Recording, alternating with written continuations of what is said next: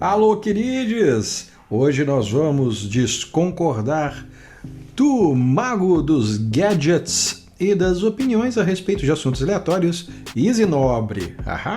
Olá, seja bem-vindo. Você que pela primeira vez pintou por aqui, olha, faz de conta que a casa é sua, não repara a bagunça, não olha para louça suja na pia, fique à vontade. O que a gente faz aqui? A gente conversa a respeito das pessoas e das coisas que nos interessam e às vezes a gente desconcorda, assim, como é bonito na democracia, né? De uma pessoa que você admira, que fala alguma coisa e fala, eu não vejo bem assim, então a gente decide discutir e mostrar o nosso ponto de desconcordância com essa pessoa que te admira. No caso, hoje, nós estamos falando do Easy Nobre.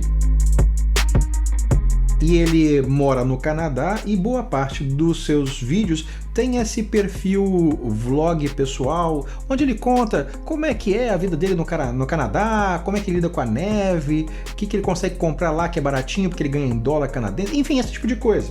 E normalmente a gente tem uma visão de mundo muito semelhante. Nesse vídeo recente do Easy Nobre, ele fala a respeito, o título é super provocativo: Desvendei o mistério do amor evangélico por Bolsonaro.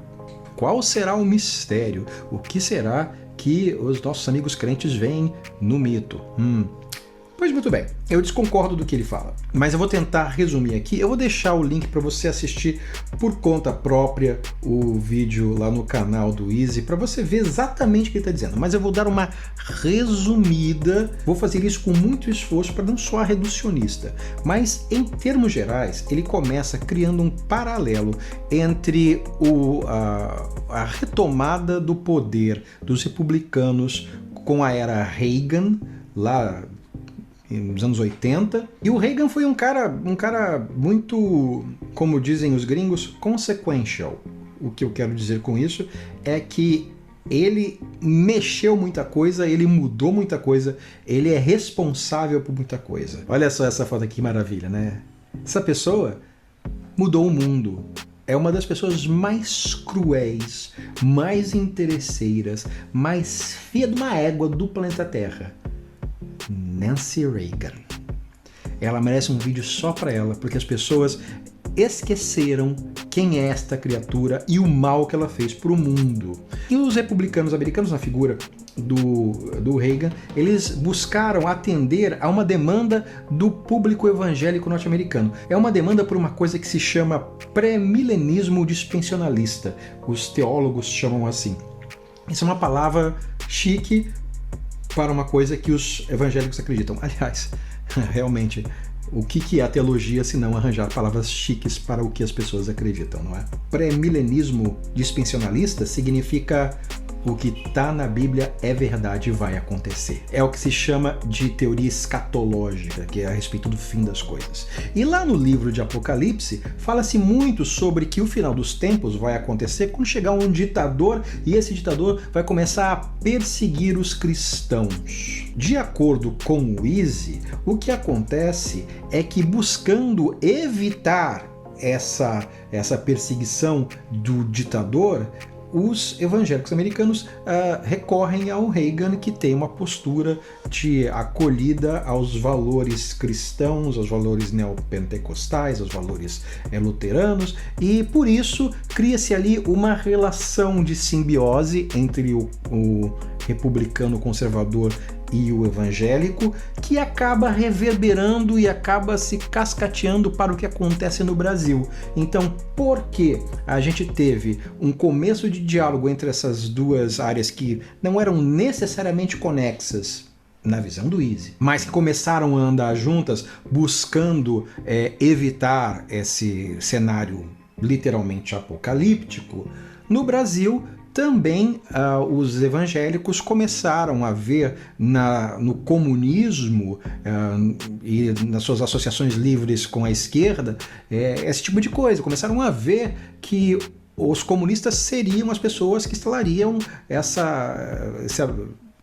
esse governo absolutista, essa ditadura que ia perseguir cristãos. Logo, vamos nos associar com a direita, vamos nos associar com o Bolsonaro, que vai combater essas pessoas que vão querer perseguir os nossos credos. É isso que, em linhas gerais, o Easy Nobre explica. O meu problema, o que eu desconcordo com isso tudo é o seguinte. O próprio Easy, ele assume isso, que ele teve uma infância e uma adolescência dentro da igreja evangélica, então ele viu essa transformação. Então tem um aspecto testemunhal nisso que ele está falando. E eu acho que é aí que mora o problema.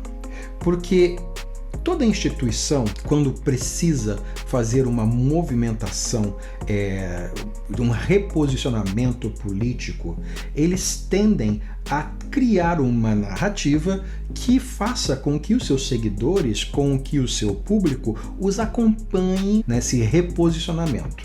Por exemplo, a razão pela qual as lideranças evangélicas americanas apoiam o Estado de Israel contra a Palestina, para os seus fiéis, é explicado da seguinte forma: Jesus voltará no Monte Magido e este território é um território sagrado e a gente precisa manter esse território com Israel para assegurar que Jesus venha e de lá professe o final dos dias. Ou seja, o ideal é esperar, é desejar o fim dos tempos. Percebe que de um lado é que sim, nós desejamos que o fim do mundo aconteça, e na outra, na que o Easy acredita que seja também válida, não, nós não podemos deixar que o fim do mundo, como está na Bíblia, aconteça. Percebe como são coisas dissonantes? Isso tem uma razão de ser, porque essa proposta teológica de argumentação, ela é do ponto de vista de quem a consome, não de quem a cria. No Brasil dos anos 80, nós estamos começando a sair do período da ditadura militar. Nessa época, os evangélicos no Brasil eram os primos loucos dos católicos. Era o povo pirado. O povo que era visto assim, esse povo não bate bem não. Tinha um caráter de... Os evangélicos no Brasil dos anos 80 eram vistos como uma seita. Aí você pode perguntar, mas qual que é a diferença de seita para religião? É o número de pessoas, basicamente. Então quem eram os crentes brasileiros dos anos 80? Eram pessoas de baixa renda, eram pessoas que moravam em lugares no interior, mais distantes, em agrupamentos rurais. Era o povo que estava distante demais da Igreja Católica, de forma que uma denominação evangélica podia apoderar-se, apropriar-se desse rebanho, por assim dizer. Nessa mesma época, dentro da Igreja Católica, estavam começando um movimento de renovação. A gente começa a ver um movimento em determinados setores da Igreja Católica de aproximação com a linguagem da esquerda.